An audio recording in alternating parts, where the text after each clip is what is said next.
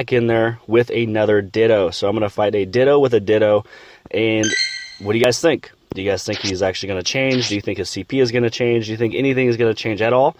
Or is it going to stay the exact same? So I'm going to go in there with a 115 CP. So it's 115 versus 160 for Ditto versus Ditto. So let's see if there's any changes. I'm not going to hit anything right away. And nothing really changed. It's actually pretty boring. It doesn't really look that cool. So it looks as if mine is going to die first. And then my next Pokemon will pop right back in there. And the Snorlax, and there we go. Now the other Ditto went all the way up to the 810 right over there, as you guys can see.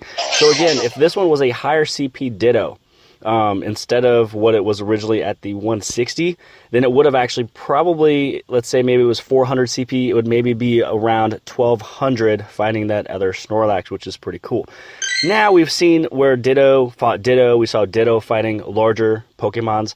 Let's go in there with one that is pretty small. So if any of you guys were to go into gyms, and if you're still doing the bubble strat and stuff like that, you're going to notice that all of these here are extremely small for little Pokemons. So let's get this one going. So what should happen in theory is that Ditto right there will turn into a Bulbasaur and switch from the 160 that it's sitting at and go down to maybe 80. So let's see what happens. No, it actually, whoa, okay, it's killing me.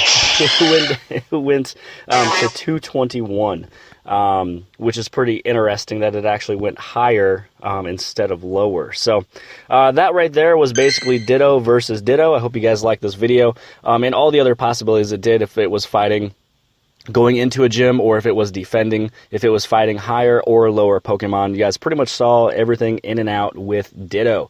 So